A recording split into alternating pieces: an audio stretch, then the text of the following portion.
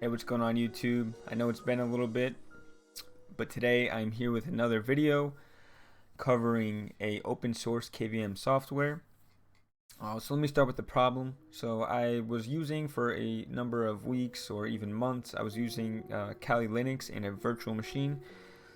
It was all hosted on ESXI. Although it worked great, I felt like the performance was kind of lacking and there was kind of like a delay between my input and the virtual machine.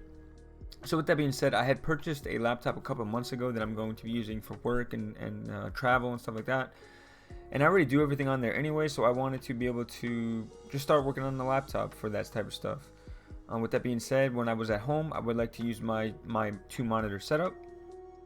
But I didn't want to have to switch cables and everything like that. So I came across a open source KVM software known as Barrier that will allow me to pretty much just install some software and then have a shared keyboard and mouse. Alright, so with that being said, we will cover the installation of Barrier and we will also set it up. We will set up the server and then we will set it up on a client. For this particular example, I'm going to put it on a virtual machine, although I am running into some troubles with the shared mouse, but I will prove it to you that it does work. But if you were to put it on a separate device, such as my laptop, which is what I do, the mouse works seamlessly and there is no problem whatsoever. But I believe since the ESXI is using like an auto capture mode for the mouse, it's running into some problems. I don't really care to fix it because it is not what I'm using. I just wanted to show that the process does work. Alright, so we'll start with the GitHub page. So this is where you will find all the information regarding Barrier. Obviously starting with the repository with all the files inside of that. And at the bottom, if you want to get more information from the README or the Markdown file, you can come here. Obviously get a description. Towards the bottom, we'll talk about the different distributions and packages that the Barrier supports, and then some questions at the bottom.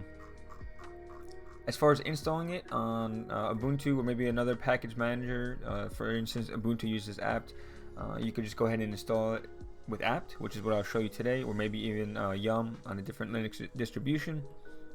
As far as for Windows, just come over here onto the right side of this page, go to releases. And then here at the bottom, you'll see the different assets or files. You just go ahead and click 2.4.0 release.exe. Then you would just go ahead and run that. Just so you have a better understanding of how this would work. So this is going to be like a server client model or a client server model. Essentially, whatever device is hosting or controlling the mouse and keyboard is where you want to run the server for Barrier. And then whatever you want to share it with will be the client. So on my Windows machine, my PC, I'm going to use this as the server, which is going to share this the devices to the laptop, or in this case, it's going to be the virtual machine for today. So after you run that EXE, you run through the installation process. This would be the screen that that will come up. It'll ask you if you want to use it as a server or client. You could select whatever at that time, and you could go ahead and change it, like you could see here. Couple things worth noting is obviously going to be the IP address, which is what we will need in a little bit as far as the client goes.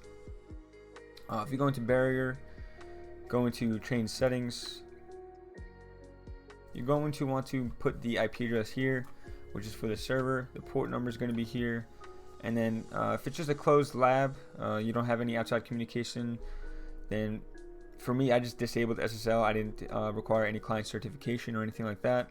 Just made it easier to connect to the server. And so after we had configured these settings, like I said, we got the IP address, we have the port number, we disabled SSL and client certificate. Go ahead, hit OK. And then all we have to do now is we're going to go into configure server, and then we will pretty much just drag this PC at the top right, and then you would drag it to the right or left of your main computer, or you could delete it as I just did. This is going to be the name of the host machine. So as you can see here, and this is the different options that you have available to you. I just left everything default.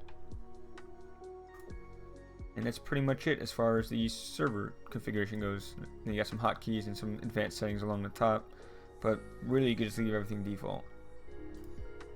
Alright, now I will show you the client side of things. So we're going to go ahead and actually install Barrier on Ubuntu.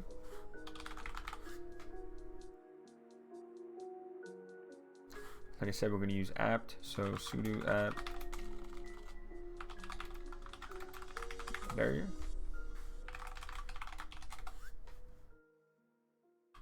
Yes, for install. After the installation is done, we're going to go ahead and run it by just typing in barrier. It's going to pretty much walk us through the installation process or the setup process.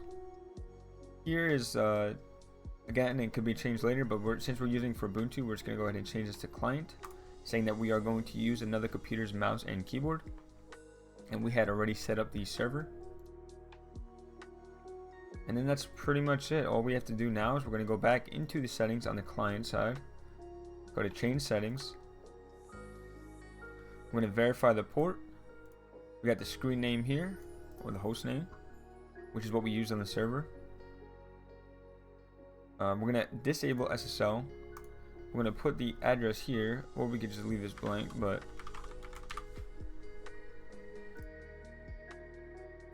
we're just going to get rid of auto config, and then we would just type it here. Now if we hit start, barrier is now connected. You could close the config window and barrier will remain connected in the background. Perfect. So now if this were to be on a laptop, let me just X out of this real quick. Not X out, but minimize it. So if this were to be on a laptop or a separate device, the way I have it actually set up, I could just go off a screen and then I would be able to use the mouse on here. But as you can see, it gets stuck in the very top left corner. For whatever reason, I think it has something to do with the auto capture of the mouse, like I said. But just to prove that it works, so KVM also gives you the ability to copy and paste without any tools within ESXI, just to show you that we are connected and in fact it does work. So let's go ahead and just grab anything here, copy that, and then now let's just paste it into the notepad, and there you go. Oh, that's exactly what we copied and pasted.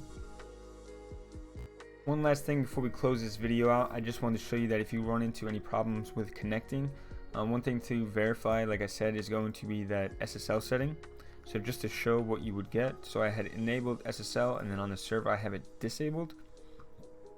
So if you were to view the log, right now we have no connection, and I will prove that to you right now. So as you can see, when I view the log, it'll give us a warning saying SSL error has occurred, and then it failed to connect. But then if we just clear that log,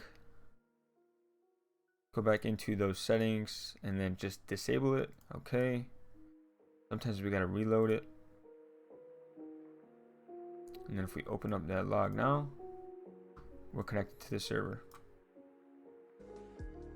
Alright, super short video. I just want to get this software out there. I thought it was a great addition to my toolbox, considering that I didn't want to get a physical KVM, or I no longer need to.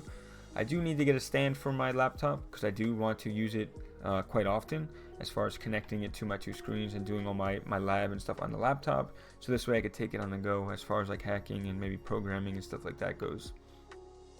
Well, I hope this video is super useful for those that are looking for a similar option, but in the meantime, as always, never stop learning.